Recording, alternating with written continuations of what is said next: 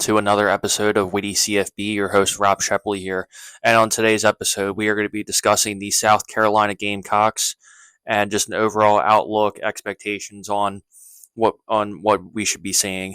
I think in the next couple weeks, you're also going to be seeing some more SEC clips in general as the season approaches, and we're only about 3 weeks out. So I'm excited for the season to get going and to get to do some more of dives here, and also to get some feedback from you guys as well.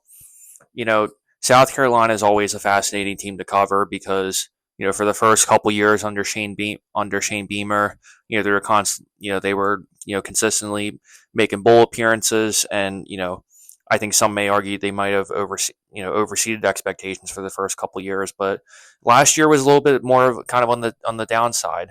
They coming off Shane he's going to his fourth year.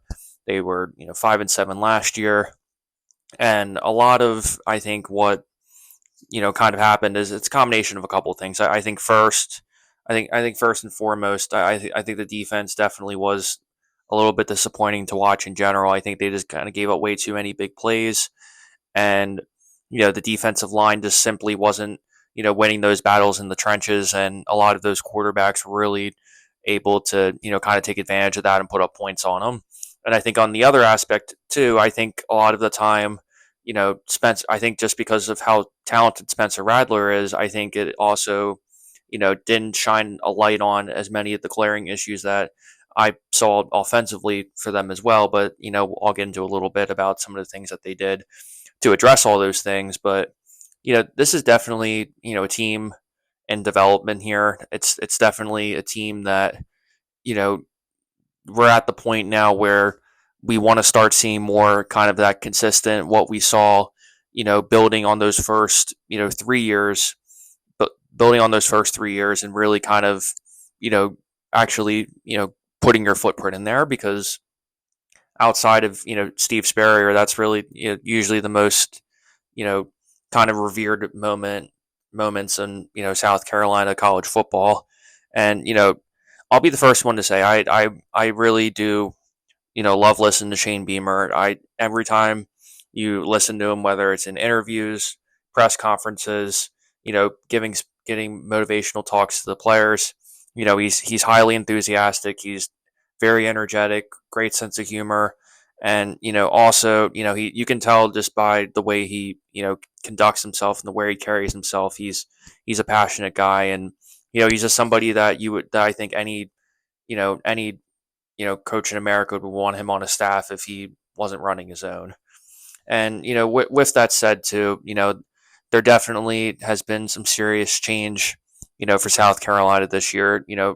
Obviously, they do bring back, Elliott, Georgia State's head coach, so he'll be on the staff now, which is a really strong get after they lost Pete Lembo to their special teams coordinator. He actually just accepted a job coaching the University of Buffalo. So it definitely hurts kind of having those, senior members of staff leaving, but, having Elliott come back is definitely a big deal. And I think we will kind of see the impact of that.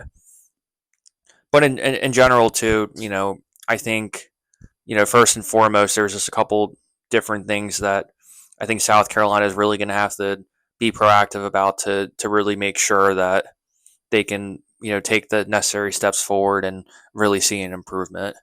I love to hear what other South Carolina fans or insiders feel about this, but I anticipate the offense looking significantly different compared to last year. I saw an offensive line that severely struggled, and I think a lot of the time that wasn't really sensationalized or capitalized as much on, because when you have a guy like Spencer Rattler who can make plays all around the field and can scramble outside the pocket and can use his feet, it's those issues weren't as glaring as much. And now that you have Lenora Sellers, who's a redshirt freshman, I think if they do have those similar struggles compared to last year, that's going to be a lot more obvious compared to before. Obviously losing Rattler, it's a senior. It was a senior year. He's in the NFL now, but I think he was a baller. He was a baller last year. I mean, he was so much fun to watch. He took shots down the field. He has a bright personality, and it was great to watch him. But now we have Sellers, and I also anticipate South Carolina rushing the ball a lot more to bring in Rocket Sanders, who's a transfer from Arkansas. And I watched a bunch of Arkansas football last year, and I'm telling you, this kid's special. I think he's going to make an immediate impact, and he's also going to take significant pressure off of Sellers too, who doesn't have as much experience as you would like, but also to me it seems pretty evident that he is the number one guy there. But I think it's going to be fun to really see. I'm excited to see some RPO options, some speed options, some you know double options, things like that, where I think you're really being able to incorporate Rocket Sanders a lot more into the offense. To me, when I look at this team, I think he really should be the focal point of the offense. The offense should be built around this guy. And last year they only averaged 85 yards rushing per game last year, which was the worst in the SEC. So I think in order for them to go bowling again, like they did in the first two seasons under Beamer, I think it's essential that that rushing attack needs to be more prevalent this year. I think they have to establish that Sellers, is not only a vertical threat, but I think he can also be a threat with his legs too. And I think secondarily, I just think this offensive line is just there's some glaring issues there in general. They gave up a lot of sacks last year, and I think it's really going to be important that gets established and everything too. And like, yes, you do have they do have some other role players who can make an immediate impact as well. But I really do think South Carolina's story is really going to come down to, at least on the offensive side of the ball, how well can the offensive line, get those rushing lanes for Rocket Sanders, and how creative are they going to be in terms of utilizing him? Because I really do think that that's definitely, in my opinion, the most important piece of this puzzle in terms of them getting back on track. And then when I look on the defensive side of the ball, I see some pretty similar concerns on that side of it as well. They average giving up nearly 400 yards of total defense last season, which was also the worst in the SEC. And I do think they're just going to have to start strongly defensively. I think if we see a similar start to what we kind of saw last year, where Spencer Rattler was kind of making all the plays, and the defense was just kind of getting thrown all over every single game. I think a lot of the struggles that we saw last year are going to come to fruition this year in general. And and when I when I look at this team, I do think, like, are they bringing back some more experienced guys this year? Yeah, they do have some returning starters who are coming in, and they've added a couple pieces in the transfer portal, which is great and everything. But at the same time, South Carolina has the 17th ranked strength of schedule in the country, which is brutal for a team in that sort of situation. But the one thing I will give Shane Beamer credit for is that he's always been a phenomenal recruiter. They're ranked 19th in the country in terms of recruiting, and when you have athletes in South Carolina and Georgia and Florida, all those pipelines, you really are competing extensively for that. And that's the one thing that I think has been consistent about Beamer, as I think he's kind of found the right sort of balance between utilizing the transfer portal for some of those immediate needs, like obviously with the rushing attack, for example, and also trying to fill in some more guys in the defensive line to get some more pressure, and also to take a little bit less pressure off some of the secondary too, who a lot of them were inexperienced last year. There were a lot of blown assignments last year, and I think the coaching staff is obviously aware of that, and they've taken a lot of steps to try their best to you know to resolve those issues in general. And when I do take a look at the schedule here, it's like I said before, 17th in the country. And you start off the year with Old Dominion, which should be a win. Then you travel to Kentucky, which is always a tough place to play, but especially with the amount of attention that's been on Kentucky this year, particularly with Mark Stoops flirting with Texas A&M, pretty much accepted that job, and then decided at the last second not to take the job simply because of the pretty much the backlash of wanting to accept that job. So that's always going to be a tough game no matter what. But I think they absolutely have to start off by beating Kentucky, and they have to beat Old Dominion too.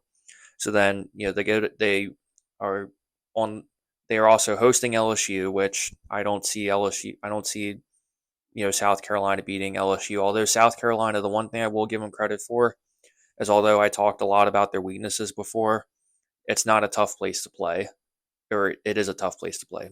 My bad. Yeah, it's a very difficult place to play. It's always one of those sort of games where if they get enough momentum going their way, it's going to be close and it's going to be competitive. I think they have a lot of similar attributes as Auburn, for example, where you see a team like Auburn and you say to yourself, should they win that game?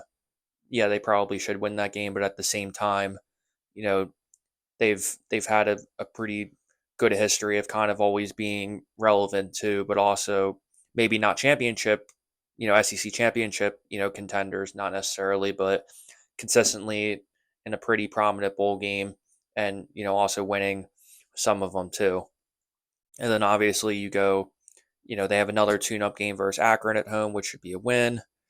Then then they host Old Miss, which we just did a dive on Old Miss, a couple episodes ago, and I think for both Old Miss and South Carolina, that's going to be such an important game for them, because especially when I read off the opponents they have in this cycle here, if Old Miss turns out to be, if it ends up just being an ass whooping, it could shine a serious light on the struggles that I kind of alluded to earlier, and it could really go downhill pretty quick.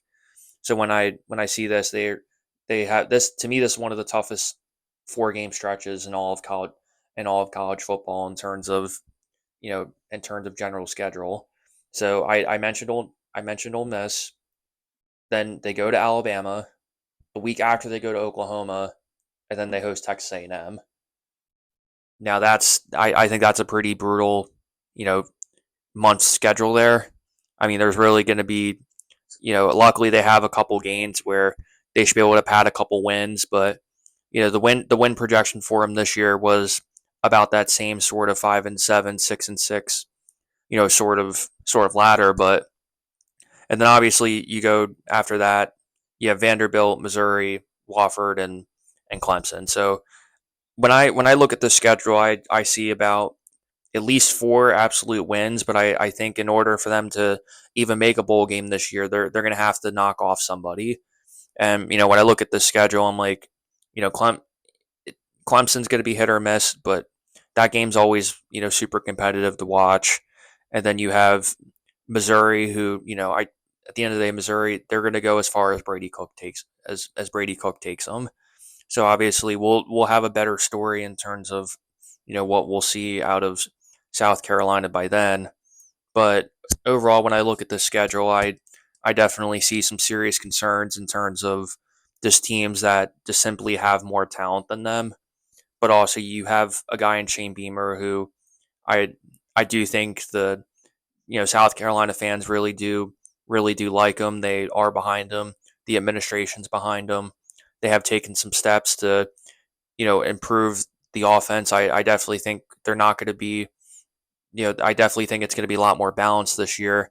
And on the defensive side of the ball, there's some serious issues there. But if they can at least just limit the amount of big plays even by a little, and give some help to that secondary, I really do think they can make some strides this year and get back to winning bowl games. But at the end of the day, I think at the same time there are going to be some growing pains this year. But if anybody can get through it, it would be South Carolina. So I'm excited to see what's going to happen, and ultimately, it's going to come down to how well they can utilize Rocket Sanders, and to what extent are some of these changes that they've made, how much of an impact have they are they making in a positive way.